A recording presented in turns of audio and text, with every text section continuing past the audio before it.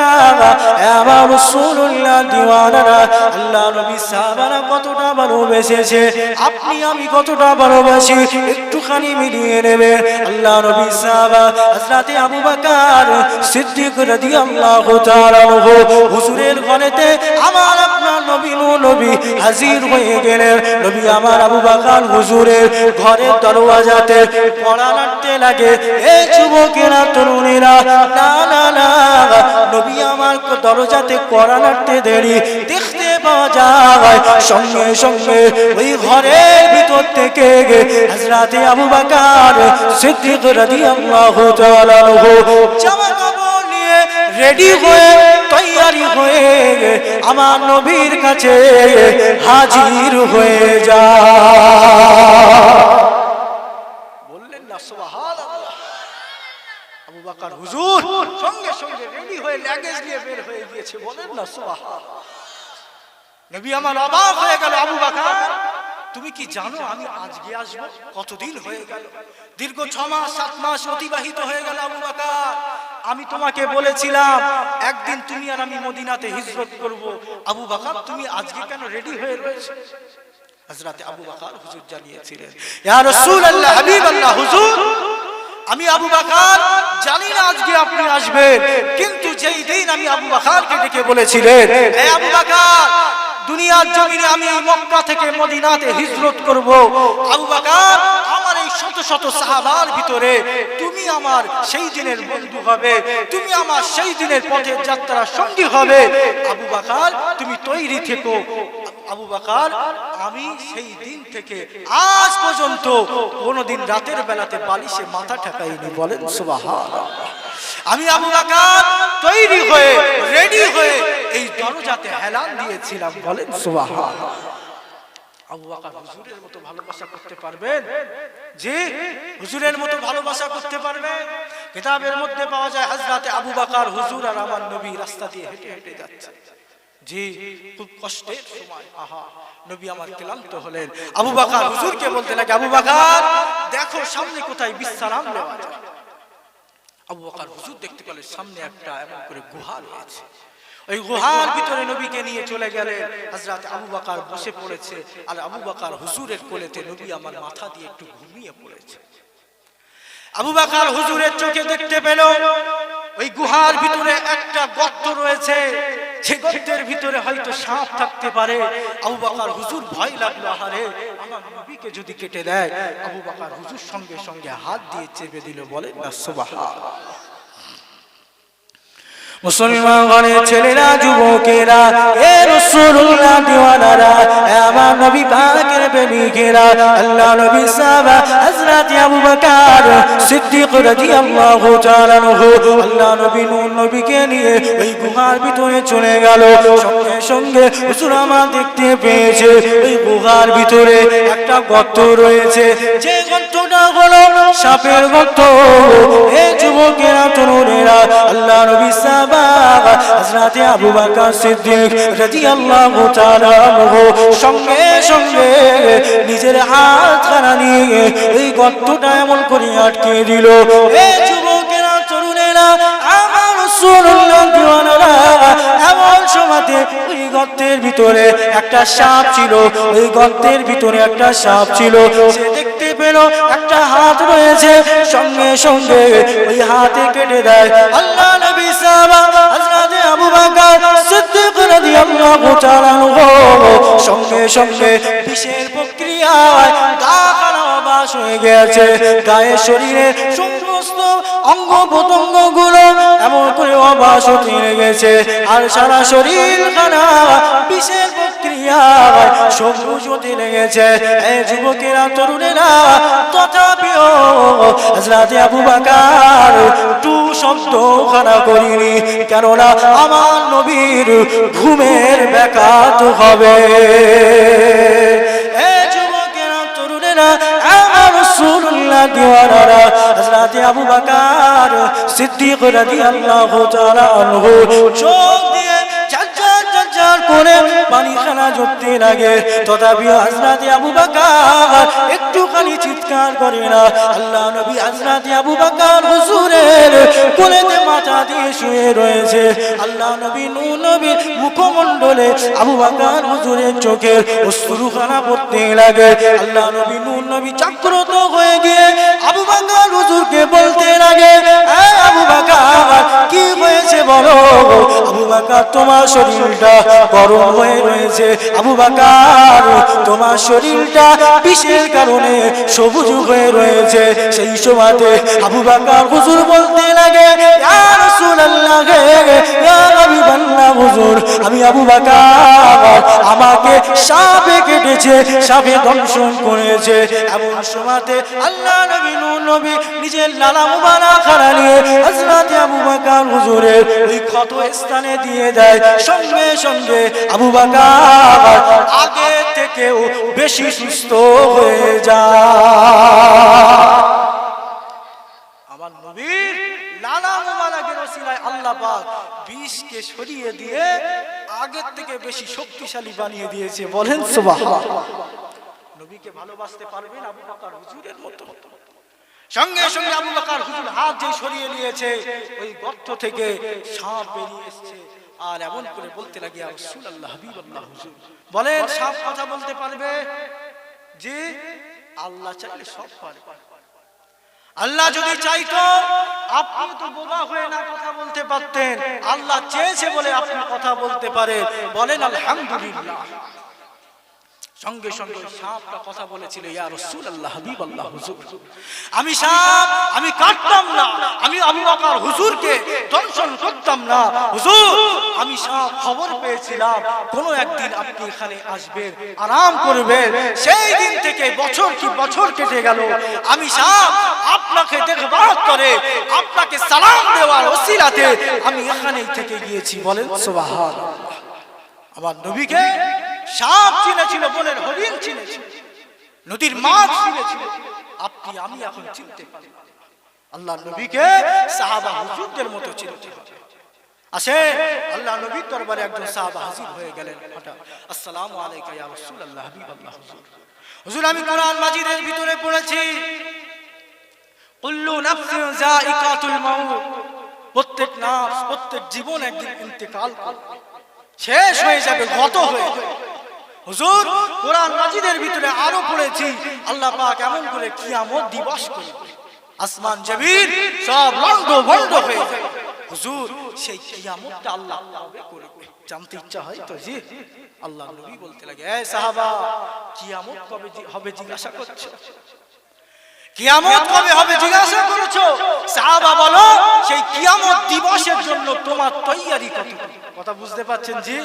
নবী আমার প্রশ্নের জবাব না দিয়ে ঘুরিয়ে আবার প্রশ্ন করলো, সাহাবা, কিয়ামত কত কঠিন দিন জানো? সেই কিয়ামতের জন্য তুমি কতটা তৈরি হয়েছো?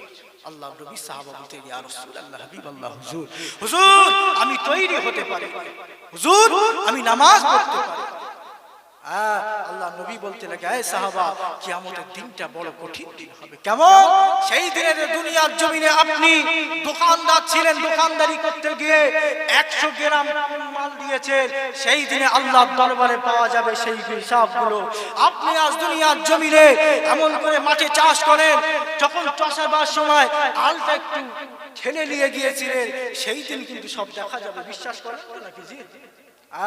কত কঠিন। মুসলমান ঘরের ছেলেরা, যুবকেরা, এ রাসূলুল্লাহ দিওয়ানারা, আমার নবী পাকের প্রেমিকেরা, আল্লাহ নবী সাহাবাকে বলতে লাগে, এ সাহাবা, তুমি কিয়ামতের কথা জিজ্ঞাসা করছো? ও বাবা সাহাবা, বলো বলো বলো, সেই কিয়ামতের জন্য তোমার তৈয়ারি কতটুকু? এ যুবকেরা, তরুণেরা, আসেন আপনাদের জানিয়ে দিই, সেই কিয়ামতের মাশারের ময়দানটা কতটা কঠিন ময়দান হবে। সেই দিনেতে আল্লাহ পাকের কোনো একটা বান্দা একটা নেকির জন্য, একটা সোয়াবের জন্য আটকা পড়ে যাবে ধরা পড়ে যাবে, জাহান্নামী বলে ঘোষণা হয়ে যাবে। এমন সময়তে আল্লাহ পাকের ওই বান্দা খানা বলতে লাগবে, ওগো রব্বুল আলামিন আল্লাহ, আপনি আমাকে একটু সুযোগ দেন। আল্লাহ পাক দুনিয়ার জমিনে 50 বছর 60 বছরের জীবন জিন্দেগি করেছিলাম। আমার মামা ছিল, আমার নানা জান ছিল, নানি জান ছিল, আব্বা জান ছিল, আম্মা জান ছিল, এক কথায় দুনিয়ার জমিনে আমার রিলেটিভরা ছিল, দুনিয়ার জমিনে আমার বন্ধু বান্ধব ছিল। ওগো রব্বুল আলামিন আল্লাহ, আজ আমি এই মাহশারের ময়দানে ঘুরে ঘুরে একটা নেকি নিয়ে আসবো, একটা সওয়াব নিয়ে আসবো। আল্লাহ পাক বলতে লাগে, এ বান্দা রে, যাও যাও যাও নেকি নিয়ে আসো। সঙ্গে সঙ্গে ওই বান্দা খানা ছুটে ছুটে ছুটে ছুটে একটা ব্যক্তির কাছে যাবে আর বলতে লাগবে, আব্বা জান, দুনিয়ার জমিনে আপনি আমাকে কতটা ভালোবাসতেন, দুনিয়ার জমিনে আমি আপনার সন্তান, আমার জন্য কত কষ্ট কেলেশ করেছে। আব্বা জান, আপনার জীবনের কীমতি সময়গুলো, আপনার জীবনের দামি সময়গুলো আমি আপনার সন্তান, আমার ভবিষ্যতের জন্য, আমার ফিউচারের জন্য বরবাদ করে দিলেন। না না না, আমার ছেলের একটা বাজারে দোকান লাগবে, আমার ছেলের একটু জমি লাগবে, বড় ঘর করবে, বাড়ি করবে, সেই জন্য আব্বা জান দুনিয়ার জমিনের পুরো সময়টা বরবাদ করে দিলেন। আজ আমি আপনার সন্তান, আজ আমি আপনার ছেলে, হায়রে একটা নেকির জন্য, একটা সওয়াবের জন্য জাহান্নামী হয়ে যাচ্ছে। আব্বা জান, একটা নেকি দেন, একটা সওয়াব দেন। সঙ্গে সঙ্গে আপনার আব্বা জান বলতে লাগবে, হে বাবা ছেলে, না না না, আমি তোমার আব্বা জান নয়। হায়রে দুনিয়ার জমিনে আমার কোনো সন্তান ছিল না, দুনিয়ার জমিনে আমার বিবাহ হয়নি। হে যুবকেরা, তরুণেরা, ছুটে ছুটে ছুটে ছুটে ভারাক্রান্ত হৃদয় নিয়ে আপনি আম্মা জানের কাছে যাবে। আম্মা জান, দুনিয়ার জমিনে প্রায় 1 মাস, এমন করে প্রায় 1 বছর আমাকে পেটে ধরেছে। আম্মা জান, একটা নেকি দেন, একটা সওয়াব দেন। আমি আপনার কলিজার টুকরা সন্তান, আজ আমি জাহান্নামী হয়ে যাচ্ছি।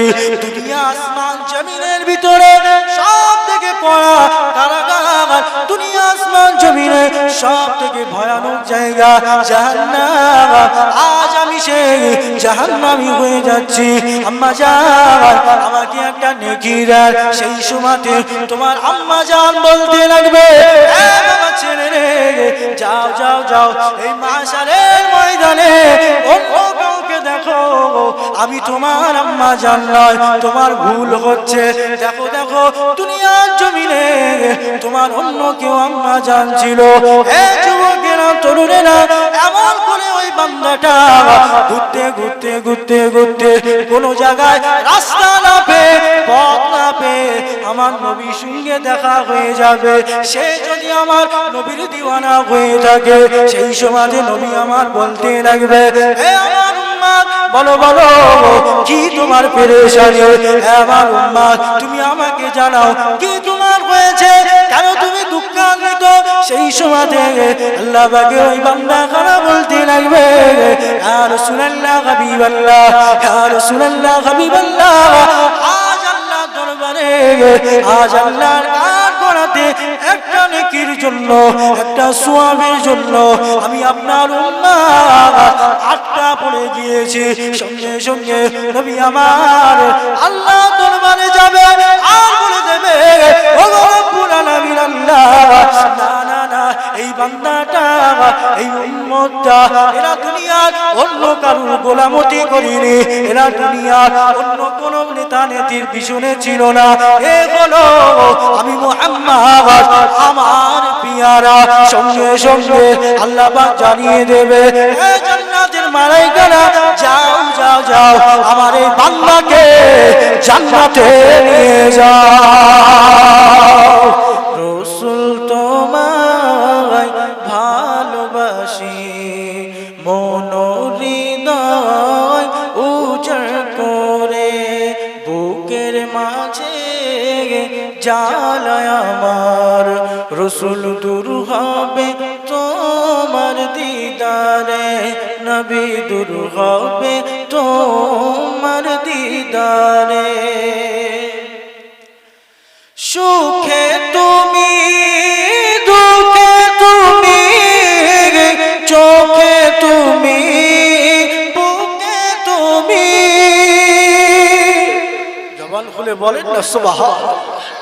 সুখে তুমি দুঃখে তুমি, চোখে তুমি বুকে তুমি, তুমি আমার প্রাণ পিয়ারা, তুমি আমার প্রাণ পিয়ারা, তাই তো কাঁদি দিদার চেয়ে, রসুল তোমায় ভালোবাসি, মন হৃদয় উজাড় করে, বুকের মাঝে জ্বালায় আমার, রসুল দূর হবে তোমার দিদারে, নবী দূর হবে তোমার দিদারে। ও গো আমার নূরের নবী, দেখিতে চাই তোমার নূরের ছবি, ও গো আমার নূরের নবী, দেখিতে চাই তোমার নূরের ছবি, মায়া যদি লাগে তোমার, মায়া যদি লাগে তোমার, নাও না আমায় আপন করে, রসুল তোমায় ভালোবাসি, মন হৃদয় উজাড় করে, বুকের মাঝে জ্বালায় আমার, রসুল দূর হবে তোমার দিদারে, রসুল দূর হবে তোমার দিদারে। ও আমার নূরের নবী, তোমায় আমি ভালোবাসি, ও গো উম্মত দরদি নবী, তোমার প্রেমে পাগল আমি, জন্ম আমার অনেক দূরে, জন্ম আমার অনেক দূরে, রেখেছো আমায় পাগল করে, রসুল তোমায় ভালোবাসি, মন হৃদয় উজাড় করে, বুকের মাঝে জ্বালায় আমার, রসুল দূর হবে তোমার দিদারে, রসুল দূর হবে তোমার দিদারে। আল্লাহুম্মা হরওয়া তে তসव्वुर मैं मदीने की गली हूँ, और याद मुहम्मद ए मेरी दिल में बसी हूँ।